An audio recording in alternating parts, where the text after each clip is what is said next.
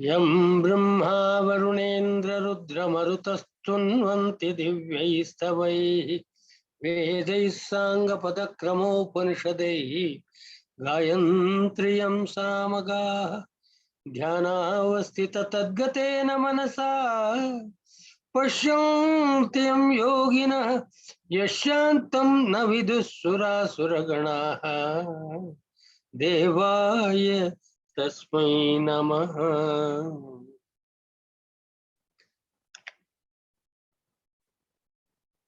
When we think about ourselves, there are few people who wonder, who seek the knowledge of where we came from. Most of us get influenced by people around us who are engaged in so many activities of the world, and we get carried on and we don't give time to think about our source. The source from which we came. Why should we think about it? Why are we wasting time? That's what many people think. But there is value in it. What is the value? When we know where we came from and who are we, what are we doing in this life, and how are we supposed to lead our life? All these questions are there, but nobody ponders into it. I don't say nobody, but I would say very few people ponder into it. There are wise people in the world, three categories of people. There are wise people in the world who question everything. They analyze and rationalize and question everything before they adopt any principle or any practice. And there are people who follow the others' teachings and they don't examine much, but at least they know what is right and wrong, and they follow the path after getting advice from others. But there are third set of people who neither know themselves as to what to do, nor would they listen to anybody else. But those people get carried away like a herd of sheep. When the leading sheep is jumping over a rod, all the other sheep which are following that sheep will also jump in the same place. Even if you remove the rod after some time, all the sheep that's following, they will jump in that spot without looking for a cause or reason. We should not become a herd of sheep. We should be intelligent. We are human beings. And this intelligence we can use for our good, our longer good. Why I mean longer good? Short-term benefits do not stay. Every action that we have has two reactions.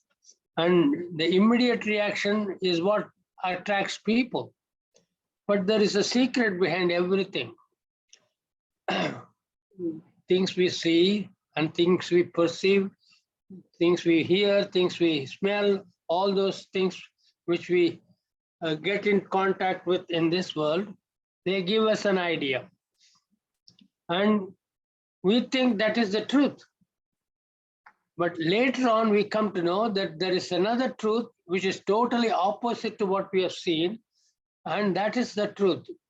And when we dwell in that truth, after some time, we know that there is another truth which is totally opposite to that truth, and that is what is lasting for a long time. Like this, if you take an example of the sunrise and sunset, we think that sun rises in the east and sets in the west. So we see only the sun moving from the east to the west. So for a long number of years, human beings believed that earth is stable and the sunlight is moving from east to west, going around the earth. That's what people used to think. But later on, they came to know that this is not real. It is not the sun which is moving, it is the earth which is revolving around itself and seeing sunlight in the east in the beginning, and then revolving this way, they see the sun, same sun which is stable in one place, they see it in the west. And then there is truth even beyond that. We see the sun is stable at some stage. Later on, we know that sun is also not stable. It's moving along with the other planets to other places. So I'm only giving you an example. There are truths behind every truth which we see, which is totally opposite to the truth which we have understood as truth. In the same way, when we are talking about our health, so many ideas float around. And popular ideas are not necessarily the true ideas. Truth remains a secret. And God has designed this world in that way. God has designed, in the God's design, there is a Maya. Maya means illusion, a curtain of illusion, which is before us. In order to know the truth, we have to cross this illusion, and then only we come to know the truth. Why am I doing all this in talking about things which may not be concerning to our health? That's what we think it is. I am saying this because the truth about health has been hidden from us, not by people, by not sticking to the natural ways of living. For millions of years, human being has gone through evolution of time. And during this time, at one time, this capacity, physical capacity, mental capacity, and spiritual capacity was much better than now. There were people who spent hours, days, weeks, months, years thinking about truth, looking for truth, and they found it. There was a director of National Physical Laboratory in Delhi. There is a big scientific institution in Delhi whose head was Dr. K.S. Krishnan. And this Dr. K.S. Krishnan was a great scientist. And he was very methodical, systematic, regular, and punctual. Everything was there. One day he was sitting in his breakfast table and his wife came and laughed at him. Hey, absent-minded professor, what's happening to you? Your tie is going this way and hanging on the other side. Your buttons are not in the right place. You are leaving one button and putting the other button. Shirt is bulging here and you are spilling your breakfast on your shirt. You are so methodical. You are very clean and you will never do these things. What's happening to you? You are lost in some thoughts? He said, yeah. I'm being very forgetful about all these things. Then he said that in his institution, there was an experiment being conducted to find out the age of the earth. And two groups were engaged. One was trying to find out the age of the earth through the heat energy. Another was trying through magnetic energy.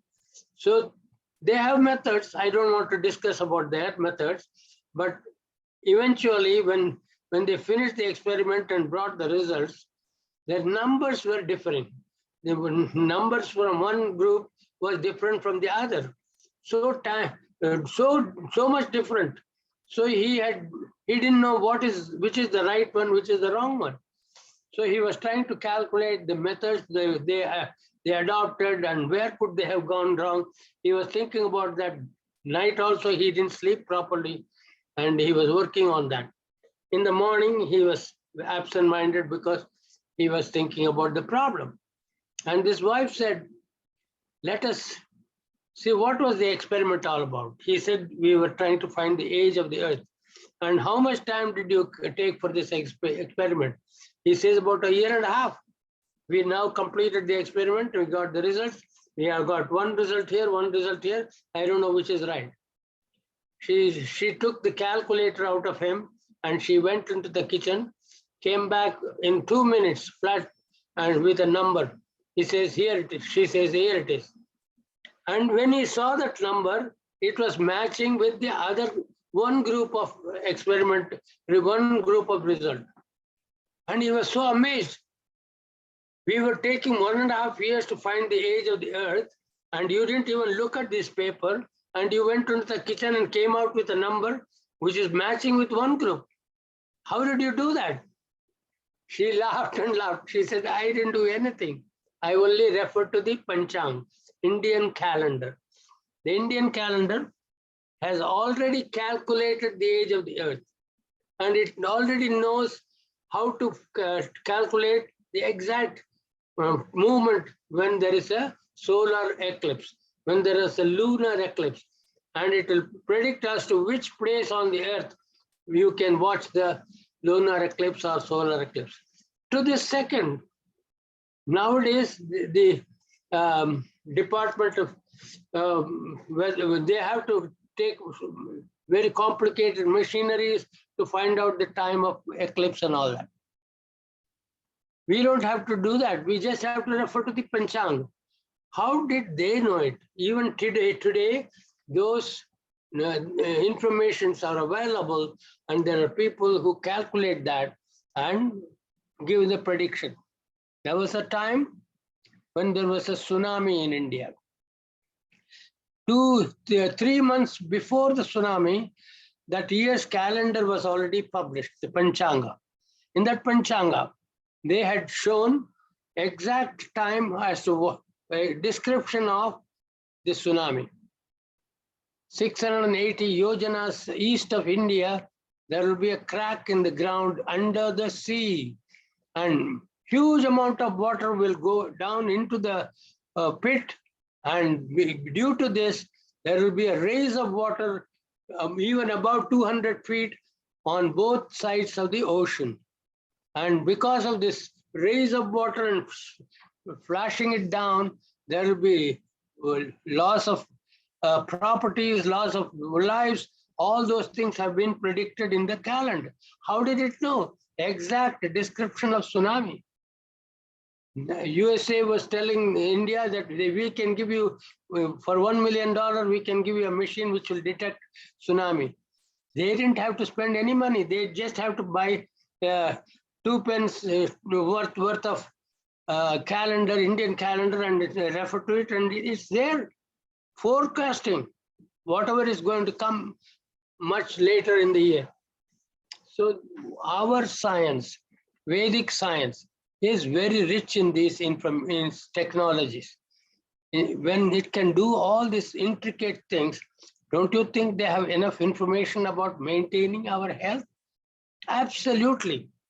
There is so much of information available in our scriptures, the Vedic scriptures, all put together, we call it as Vedanta. And Vedanta is a collection of Vedas, 4 Vedas, and 12 Puranas, and then Upanishads, so many Upanishads, more than 100 Upanishads are there. And then Niti Shastras, Vidura Niti and Manu Niti, and so many laws of life, how to behave in life, what are the ways wife should behave, husband should behave, everything has been given in the Niti Shastras. And all these texts were available to us from the time when there was no binoculars, no cell phones, no computers, nothing at all. How did they calculate such intricate calculations? Amazing. So that's why I'm saying that we should depend upon the information or the instructions given in the Vedic scriptures, and we will be safe. But for anybody to follow this natural health science, they need 3 requisites. A person who has these 3 requisites will be able to absorb this science and successfully use it in his life for his life and his benefit of his family and the society around him. What are the 3 requisites? Vishwasa Shastra Siddhante, Bharanyasa Paratmani, Bhairahityamitetat, Trayam Manasa Bheshajam. The treatment begins from the mind. The treatment for the person who has to learn about natural health science, the treatment begins in the mind. In the mind, he has to have three requisites. What are they? He must believe in the principles it is described in the Vedanta. Vedanta is a collection of all these scriptures. And Bharanyasa Paratmani, absolute trust, faith in God.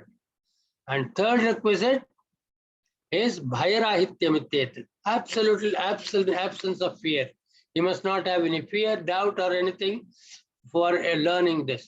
If he has that in the mind, if he adopts these principles, then he will be able to understand everything that is taught in this science. That is why I'm telling you, forewarning you ahead of time, that you should develop belief in the teachings of the Vedanta. And then you must have implicit faith in God. You may or may not believe in God, but I'm not insisting that it is God, but believe in the laws of nature that we cannot change at all. Just because you don't like summer now, it has to be winter. Can you say that? No. In the right time, when there is going to be rain, it will be raining. When it's going to be cold, it will be cold. All those weather changes are natural. And you cannot say by heating a certain thing, it should not expand, it should contract. It doesn't happen like that. Laws of nature says heat expands, cold contracts, and all that. But there are exceptions to every law. Supposing you make the water cold, you keep on freezing the water, instead of contracting, it expands. There is exception in everything. And like in the same way, there is laws of nature of every element around us. That nature will protect us. And we are using the nature in order to make our life healthy, wealthy, and wise. How do we use it? That's what we are going to learn in this natural health science. In this natural health science, there is what is called a cause and effect. If you want to get out of a effect is you have done an action and there is a reaction. Somebody stole something from somebody thinking that he is going to benefit from it. And the police catches him and gives him punishment. He was ordinarily not enjoying too much, but at least having a decent life. Now that he is put in jail, he is being beaten up and he is coming out with bad name that he is a thief, he has gone to jail and this character is lost. All those problems, insult and everything, life becomes miserable. Whenever you see the effect is bad, you cannot remove the effect by just putting on a painting on your face or posing as if you are a saint or something.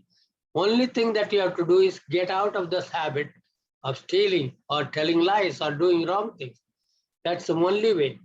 Repentance. And if you don't repent for your mistakes, if you don't compensate for your faults, you will never be able to live comfortably in your life. Compensate for the mistakes of your life and you will be forgiven. You will lead a very good life. We all do mistakes. They say to err is human, but to always err is not human. That is inhuman. So in order to lead a very healthy life, we should learn the laws of nature. And as we see the changes in life, modernization in life has ruined so many aspects of life. It has given us so many benefits also. I'm able to talk to you no matter where you are living, just through the computer. And there are so many advantages. People are using the cell phones.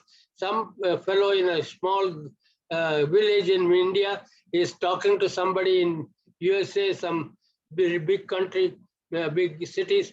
How is he able to do? So many millions of people are talking to other people and the voice is going without any wire and it's traveling the air. How does he reach exactly the person whom he wants to talk? Those scientific wonders are amazing. And every Tom, Dick, and Harry can do that.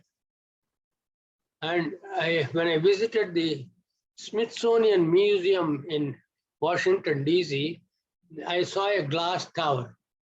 In that glass tower, there is a window.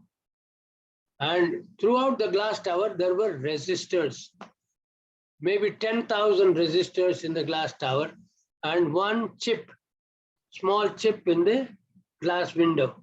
And in that, it says, this one chip carries the memories of all these resistors. Good old days, they used to have only resistors. That capacity of the resistor was little, that could not carry much more memory.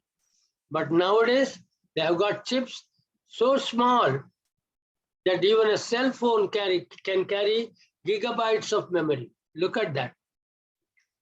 But we don't know that there is another wonderful mechanism God has created. What is that? Memory bank in our brain. We've got small cells in our brain, which is carrying memories of not this generation, but your previous generations, like your father, grandfather, great-grandfather. They have got some information, they have transferred it in the blood DNA and transferred it to their son, grandson, great-grandson, great-granddaughter. Everybody is carrying that memory, that information is available to us in our brain. We don't know how to tamper it, how to tackle it, how to make use of it. But there are ways to do it. And when you do that, all that you will be learning in this science, you may believe or you may not believe. I have seen that it benefits me, and I have seen that I could tap onto information which I never studied before. And amazing things happen. So I'm not here as a magician showing you, okay, I will cure your cancer like this, I will cure your asthma like this. That's not what I'm doing. I'm showing you that there is power in nature. If you follow the right path, you will be free from all the problems. Freedom, that's what we are looking for. Freedom for 3 Ds. From doctors, drugs, and disease. You will have freedom. Otherwise, a person who depends on the intelligence of the others will have to always be dependent. Dependence on others is a source of misery. Sarvam paravasham dukkham. Sarvam atmavasham sukham. Manu Bhagavan says in the Manu Smriti. And all this information looks like, oh, what is that? That's not a thing, big thing. I know it, I know. We think we know it. But when we use all this information into our life by studying them, we don't know how to use it, when to use it. We don't know. So we don't use it. Nowadays, we have schools where children go, even in primary school, middle school, high school, they are carrying so many books and they are made to study all that. But coming back home, when a person has finished bachelor's degree, you ask him a simple question, he doesn't know the answer. All his life, he has been memorizing paragraphs and he has been vomiting it in this examination and getting grades and keeping on passing grades by just repeating whatever he studied there without absorbing the knowledge into his system. So that's not education. The ancient system of education was Gurukulas. In the Gurukula, the students used to leave their home and live with the Guru in a forest or far away from the home. And all the students used to share work in the hermitage. They used to clean the place, they used to plant, grow vegetables, fruits, and flowers, everything in their campus. And they all used to work together. Some people help in the kitchen, some people bring water, some people wash clothes. Everything is shared, and they all were leading a simple but happy and holy life. And in that system, like in today's class also, if you go to any classroom,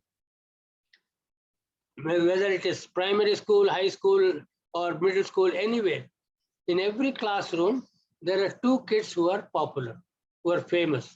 One kid is the very studious fellow who gets first rank in everything, and he is top of the class. He studies very good and everybody knows, oh, he's a first ranker, he's a brilliant fellow. That's what people regard him as. And then there is another fellow who is a bully, who is tough, and he beats up people if they don't listen to him. And everybody knows that, hey, don't tamper him, he'll beat you up. So there are two fellows are famous. In the same way, in this Gurukula class, one classroom, there were two fellows who were famous. One was the bully, another was the studious fellow. And the kids who were friends of this bully, one day asked him, hey, you are so strong and you are so good, but why is it that your rank in the examination is so low, and that fellow, he's not even as strong as you, but he is getting very good rank, first rank, and he gets very good high grades. How is it?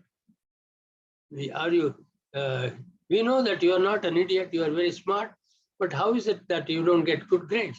He says, oh, you know, this guru, the teacher, he is partial. He likes that fellow, so he gives him good marks. He doesn't like me, so he gives me low marks. So this message of his somehow reaches the guru, the teacher, because one fellow is telling the other, and somehow it goes to the teacher.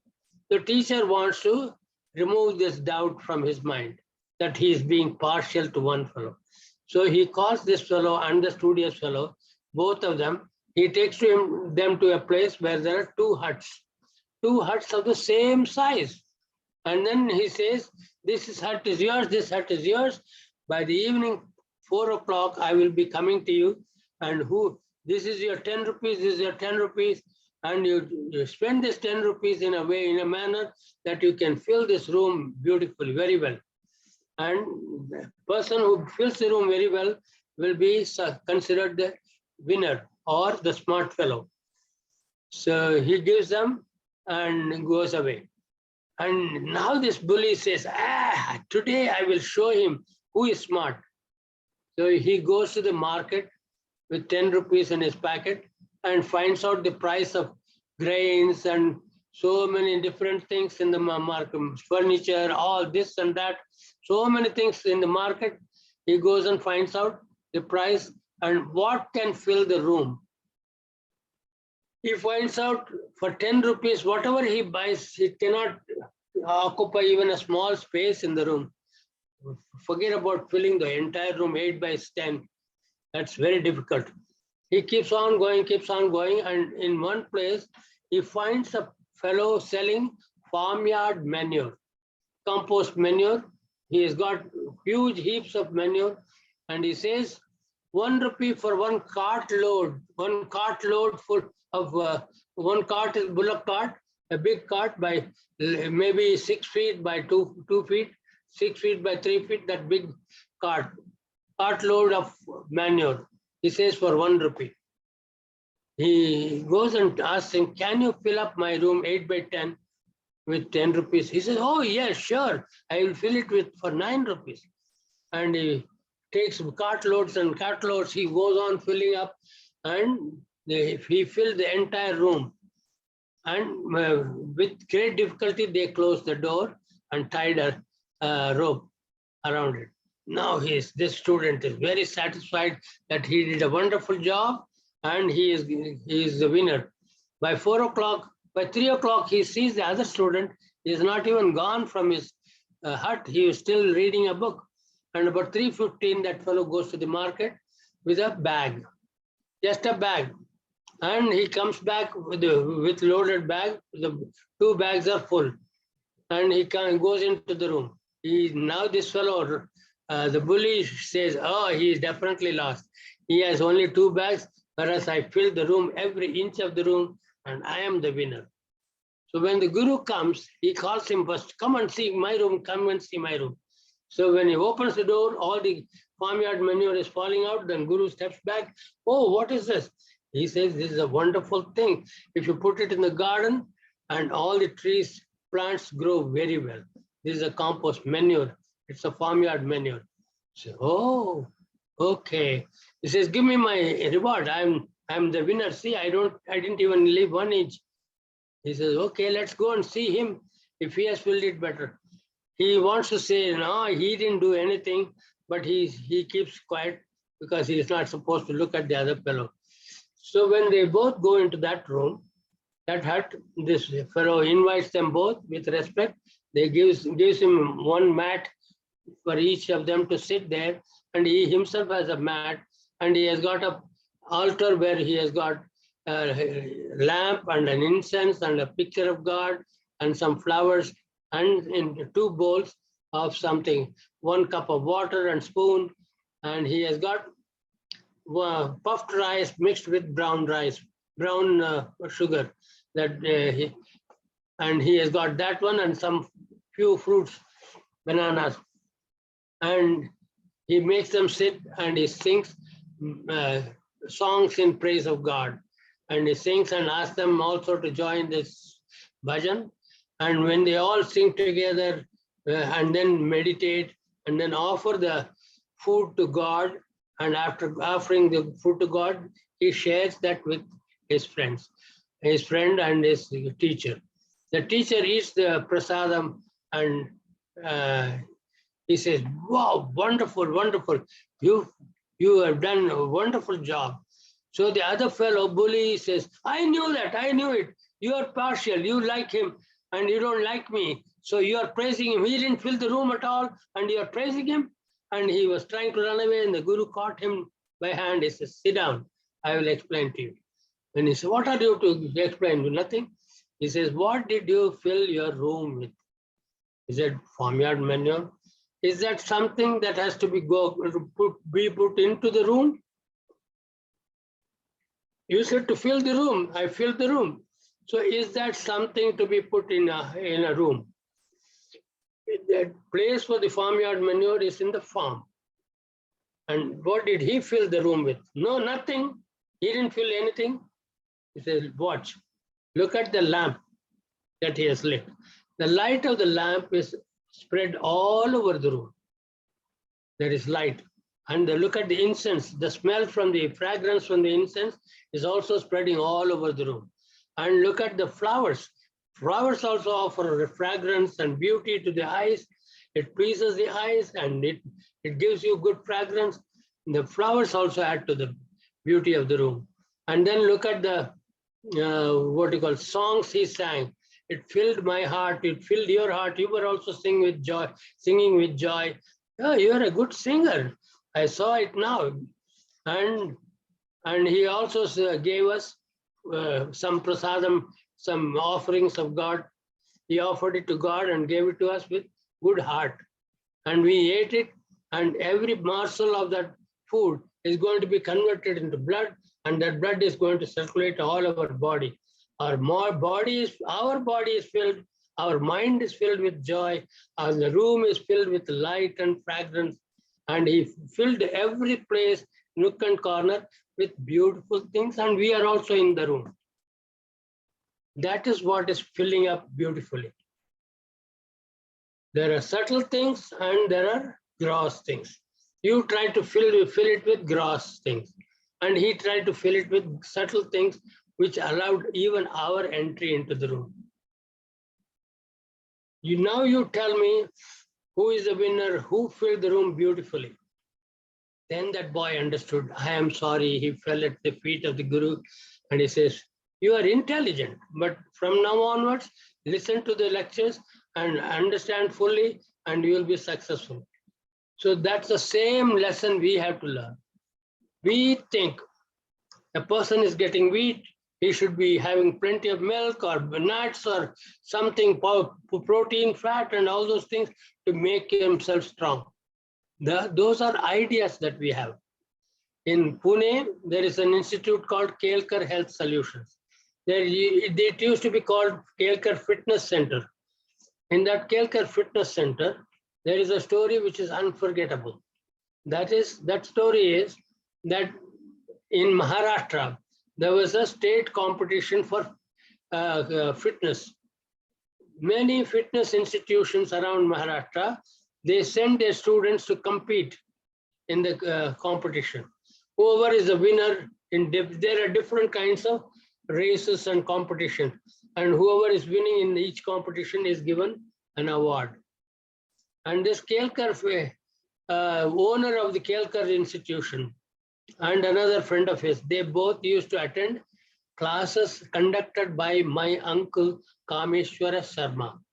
Kameshwara Sharma used to conduct classes in Maharashtra, and these two people attended that lecture. And everything that was told in the lecture meant something for them. They said, oh, this means something.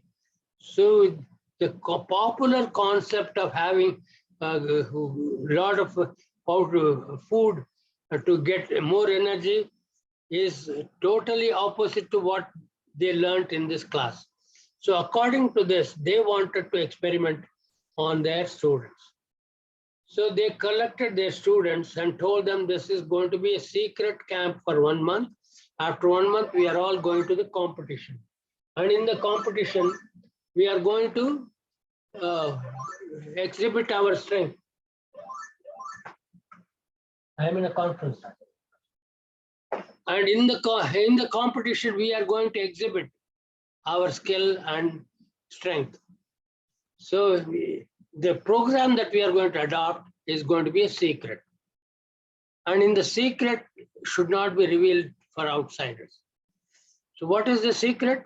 They were all given very light food, very fruits for the breakfast, salad for the lunch, and boiled vegetables for the night with what do you call composite rotis, that is bread, flat bread made with combination of vegetables and wheat flour. So plenty of vegetables were given, fruits were given. They were not given the what do you call bread or kind of what do you call it fat materials like cream, butter, or nuts or anything. They were not given any of that. Plenty of vegetables, plenty of fruits. And then the second week, they were reducing the food, and they reduced the food into just tender coconut water, nothing else. And the third week, they fasted. Fourth week, they came back to the first week program. So they were all wondering, why are we fasting the whole week? And good old days, that's what they did. And they thought they will become very weak by doing this. But on the contrary, their efficiency became much better than so many others before. Whatever they could not do earlier, they were able to do much better. They were able to do push-ups, they were able to do running, they were able to do sit-ups, they were able to lift weights, they were able to do so many things much better than before. When they went to the competition, there were so many institutions were participating. Each one of them, the students and participants were hefty. They were having plenty of meat. So many people had ghee and other nuts and much richer diet like protein and fat and things like that. And they came with big bodies. And when they looked at these people, they were looking leaner than ordinary people, very thin. They were also, oh, these people also want to go into competition. Look at them. They were laughing at them. But when actually the competition started, like push-ups, for instance, when the rest of them did 39 and 40, that's it. After 40, they could not do any more push-ups. They got tired. And 40 was the maximum that others could do. And these people were not getting tired. 65, 70, 75, like that, until they were going on, and the judges said, okay, stop. You're already the winner. You don't have to keep on doing it. Still, they requested, say, let me finish my 100. They finished 100 push-ups and then got up. Got up with not tired, just jumped and were swift and ready. That is the efficiency that you get by eating more vegetables and fruits and foods with life. And that's a standing example. So many things, examples and episodes are available for us to learn in natural health science, which will lead us to a healthy life. People who are very sick, they can come back to healthy life by adopting these principles of natural health science. Natural health science is a science where it teaches us that we don't need any medicines to live healthy. most of the people in the world, they think they need medicines. Gradually, the influence of medical world got into their head and they think it's medical people are the authority on health. That's what it's popular belief. Next, let's show this slide. Next slide. In the history of natural health science, why is it better choice than other systems of medicine? That's what we are going to see now. Next slide. There were eminent doctors, practitioners of medicine who were very wise and from different parts of the world came out independently and declared that this is not right. Taking medicine is not improving our health, it's actually ruining our health. They declared a war against medicine. They declared natural health science is the only way to solve all our health problems. So they preached to have natural health. There are so many doctors. Let's see the list. Next slide, please. The list of doctors included Dr. Tilden, Dr.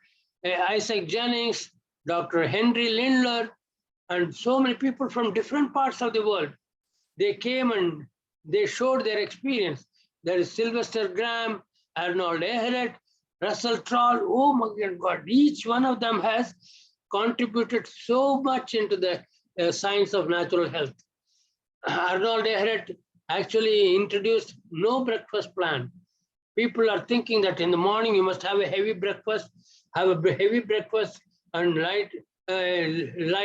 lesser light lunch or something like that. Whatever be the popular belief, he went against that. He says no breakfast plan, and he showed that people improved their health much better. When there is no hunger in the morning, why fill it up with things? Like in the same way, Russell Troll explained so many principles of fasting and why by skipping food, you actually improve your health. And Sylvester Graham showed how to make healthy foods without any artificial condiments and other things. So everyone has got contribution. Next slide, please. And there is Dr. T.C. Fry, Herbert Shelton. Oh my God, the contribution that Herbert Shelton has done is unbelievable. He is called the founder of natural health hygiene in the USA. So he has made a remarkable progress, and his books are so valuable even today. And then Louis Kuhne from Germany.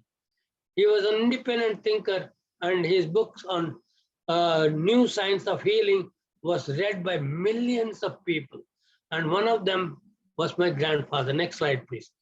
My grandfather, Acharya Lakshmana Sharma. He read that book when he was very sick and the medicines did not help him. Then the instructions given in the book, he followed and he came back to normal health. When the doctor said this disease is incurable, no matter what you do, it cannot be cured. But he followed this book, New Science of Health, and he came back to complete health. And he was wondering at one thing, that all the instructions given in that book were actually ancient Indian cultural practice. He was a leading lawyer in Pudukkottai, but he had very good knowledge in English as much as he had expertise in Sanskrit language. Then he was prompted from within to make a research in all the scriptures. He went through the scriptures and collected information. More scriptures he read, the Vedas, the Upanishads, the Puranas, the Niti Shastras, everywhere there was fund of information. Aham Vaishvanaro Bhutva Praninam Dehamashita Pranapana Samayukta Pachamyannam Chaturvidham. I am the intelligence in your life. God said, Krishna said in Bhagavad Gita, I am there in your body as life itself, and I'm managing all the activities, physiological activities in the body. I manage your digestion, I manage your elimination, keep your body healthy. All those things I do. Then we know that life is capable of having this creative intelligence which guides us from time to time. All the scriptures are full of information. He collected all of them, and he wrote books in English, several books in English. Practical Nature Cure is world famous book, which has been read by millions of people all over the world. And Fasting Cure and Vital Economy. The vital economy principle is something unique, special in the Indian natural hygiene health science system. It's not there in any other thing. 150 colleges are teaching naturopathy. They don't know about this. And this person, my grandfather's book has revealed those truths derived from the Vedic scriptures. And these informations are so valuable, we will be amazed. We think that we can live forever. Food is a source of energy, we think. He showed us that food is not the source of energy, it's a drain on our vitality. When it's a drain on vitality, why keep taking food? So those are the things we learn from the Vedic scriptures. And when you learn these things from Vedic scriptures, we initially think that, oh, all these scriptures are, I don't know if it is reliable or not. Practically, we have seen through ages that when you rely on the Vedic scriptures, you are better off to end with happiness. So that's what he wanted to show. All the collection of information he composed into Sanskrit verses, couplets. That's called shlokas.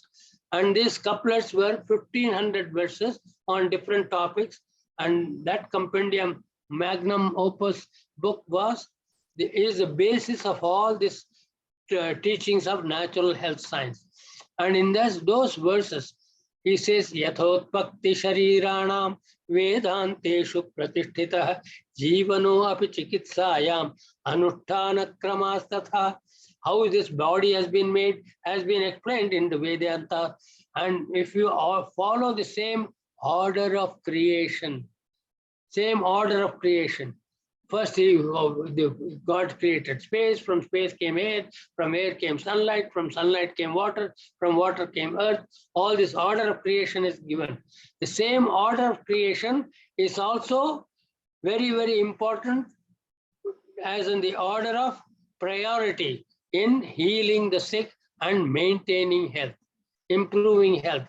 With the same order of priority is followed. What is order of priority? First, we have 3 subtle elements, and then from subtle element to grosser and grosser elements, then we come to the food that we eat. But most of us forget about the subtle elements, give our attention to the gross elements, and we'll get lost in the bargain. Most important instructions are forgotten. This is an effort to bring back all those valuable information to you all and make your life rich, much richer than before, healthy, wealthy, and wise. That is a blessing of this science. Don't miss attending this course. This course is not just for curing a headache or treating a diarrhea or like that. This is not like that. This is a system which teaches you life. It's not only physical life, mental and spiritual life. How do they deal with it? We don't. When we have physical problem, we go to a physician. When we have mental problem, we go to a psychologist or a psychiatrist. When we have spiritual problem, we don't even think that we have a spiritual problem. Whenever we think there is, we go to some gurus, some spiritual leaders. But here, a natural hygienist, natural health science coach, natural health coach is a guru. He is a psychologist. He is also a physician. Everything put together. Our physical, mental, and spiritual health is one. Next slide, please. And we are what we have made ourselves to be. Is there anything wrong? This is a truth all of us know. If we have very thin body, very thin, and not at all putting on weight. I tried so many things, but I can't put on weight. Some people have problems. Some people are not able to reduce their weight. Their weight keeps on growing and growing, bigger and bigger. They say, I'm not eating much, I'm eating very little, but my weight is not reducing. And there are people who have problems in the body, skin problems, nervous problem, bone problem. So many problems. Different parts of the body get affected. What is it? Because the way we live ourselves, we have made it bad. We can make it good. Next slide, please. When unhealthy foods lead to unhealthy body, is there any great scientist who needs to tell you us? All of us know that. But when we eat, we forget that this is unhealthy food. Imagine a person, a boy living with, mostly he takes sodas and potato chips and things like that. And his parents bring him to me. He is not eating properly and he is not growing up. He is in the 7th grade. All other students are taller than him. He is the shortest and we don't know what to do with him. So we sent him to a farmhouse on during vacation and made only healthy foods available to him, and unhealthy food was not there. There was no market nearby. You have to walk miles to go to any shop, and they cannot do it. And he buckled down to eating those healthy foods, and he became very healthy. And when I saw him after 6 years, he was taller than me and very healthy. So these things are possible. Next slide, please. When we see the values of natural health science, it doesn't cost you like you spend so many thousands and thousands of dollars just to examine your body, diagnostic measures, and then you are referred to this specialist, that specialist, neurologist, bone osteopath, on all kinds of specialists. And specialist number is very big. We don't have to spend for any of the diagnostic measures. We don't have to spend for surgery or anything. Most problems are solved without any expenditure, and it's very economical. We use the sunlight, we use the air, we use the sky. Everything is freely available. And that is why it's economical. And it is simple. We don't have to learn physiology, anatomy, all kinds of things to understand health. It is simple because it is based on the eternal laws of life. Laws of nature cannot change. No matter what you do, we have to change in order to adapt to the laws of nature for our better health. So when we adopt that healthy lifestyle, it becomes very safe. No risk at all. When you take a medicine, on the other hand, every medicine has got at least a dozen side effects. You listen to the advertisements in the television, they give you one medicine and very quickly run through 12 different, this may hamper your kidney, and there may be kidney failure, there may be heart failure, your lungs may get weak, all kinds of things they say it, and it's, in some cases it may be fatal. Fatal means what? You may die taking this pill. That's what they say clearly in the box, medicine, and in the advertisement. They run through it fast. But people don't give a damn about that, but still go on taking medicine. Medicine is a sin of meddling with nature. Don't do it. It becomes, you can depend upon natural health science. It is safe, absolutely no risk at all. And because it's based on laws of nature, it is sure. There is no doubt about this. And it is time tested for millions of years. And so many species, 8.4 million species are in the world, except one species who thinks himself to be very clever, and he is the one who dies with diseases, who spends all his money savings for medicine and dies miserable. All other animals die healthy and they stay healthy until their last day. They don't spend money here and there. So this natural health science is very valuable. But there are some drawbacks. Next slide. The drawbacks is that we are pressurized by people. We get influenced by people. Hey, don't do this. Hey, what are you doing? Eat something healthy, nourishing food. Eat this and eat that. Everybody starts advising us.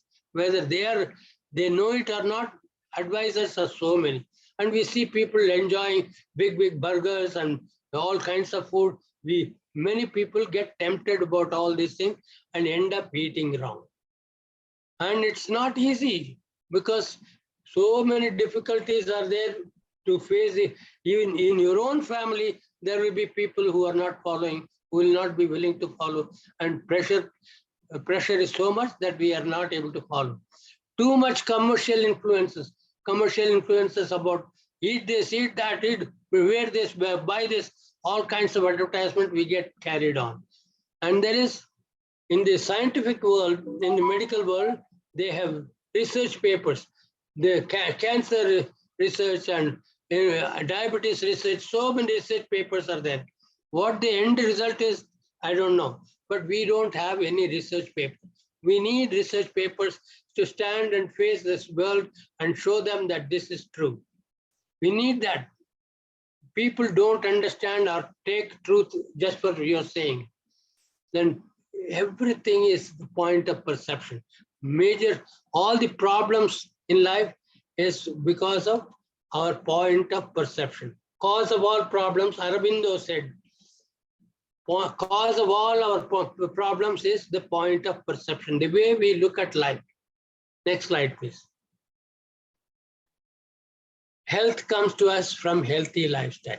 That's what we are going to learn in this natural health science. How to keep our body fit, ample exercise, adequate rest, positive food, positive thinking, and lead a life where you have an occupation that combines your passion and skill to help others. The most important thing is our life we should spend to help others. If you do, health comes to you automatically. Thank you for listening. And we have so many more things to share. And in short, I have to summarize whatever I said this evening. All that I said was laws of nature governs our life. Our life is governed by the laws of nature. Unless we follow the laws of nature, we cannot get good results. When we deviate from the laws of nature, we face consequences which are very expensive to pay for. And one example is you keep on violating the laws of nature and you keep on taking medicine and go still further and further away from nature, and your life is miserable. You cannot face your life because after some time you are not like normal people. You cannot eat anything. And I know about a lady in Miami, Florida, and she's a nurse, professional nurse, and she had her mother who died of cancer. And her two elder sisters, they also got cancer, and they got biopsy, chemotherapy, and all the medical treatments, and they lost all their hair. They became lean and thin, and they could not eat all the foods, but they were living. So they were thanking the medical industry for having saved their life from cancer. Cancer means death. That is the concept they have. And they say they have been saved by the medical industry, so they were thankful. But when it came to this Maggie, who was a nurse, she said, I don't want to do any medical treatment. I don't want to live like my sisters. What is the use of living like that skeleton and not being able to eat anything? I don't want that. I would rather die with cancer. So she was very angry. Her sister, who was working with me, introduced me with her, and I took up treatment for her. She had a lump on her left breast. And everybody was saying, because your mother died of cancer, sisters had cancer, it's in the family, so you also got cancer. So the doctors had already prescribed a date for biopsy and all that. When she came to me, I asked her, when is the date for biopsy? And she said 6 days later. I said, can you postpone the biopsy for 4 weeks more? She went and asked the doctor. Doctor readily agreed because he needed the operation theater for another very rich client of his. So he was satisfied. She was satisfied. We continued giving natural health science, the natural healthy treatment for her. Every day I used to go to her in different timings of the day and teach her all the important things that has to be done. She learned about fasting, she learned about sun cure, and she learned about hydrotherapy. There are details of sun treatment, which I gave her special treatment. And after 4 weeks of treatment, she went to the hospital for diagnosis, biopsy. And all her relatives who came there, they said, did you take all the medicines that the doctor prescribed? She said, no, I didn't take any medicine. Oh my God, Maggie, you are going to die. Why didn't you follow the instruction? No, I don't, I prefer to die rather than becoming like my sisters. No, your sisters are living. I don't want to live like that. That's not life. She was arguing, and finally her turn came, she went inside. 6 doctors were calling her, oh, Maggie, come on, come on. Each one is a different specialist. One is a cardiologist, one is a neurologist, another is an oncologist, another is a radiologist. All kinds of doctors, and each one had 2 assistants with them. First, it was the radiologist who made her lie down in the X-ray, under the X-ray machine. He went on taking pictures after picture. And the doctors were saying, what are you doing? You are taking so many X-rays. Well, we also need our turn. You are taking all this time. He says, doctor, I don't see any lump. I took so many pictures. There was not even a millimeter of lump in her breast. And the nurse suggested, maybe it's in the right breast. Oh, okay, let's try. They tried the right breast. There was nothing. Within 1 month, within 4 weeks, she followed natural health science and the lump was gone. The other doctors did not even get their turn.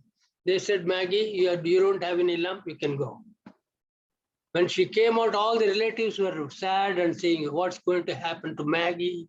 When she came dancing around, hey, I don't have cancer, they all celebrated. It's another story that they all went rushed to McDonald's. That's bad part of the story. But what I'm saying here, don't have to worry about what disease you have. Healthy lifestyle can cure everything. That's what I want to say. Thank you.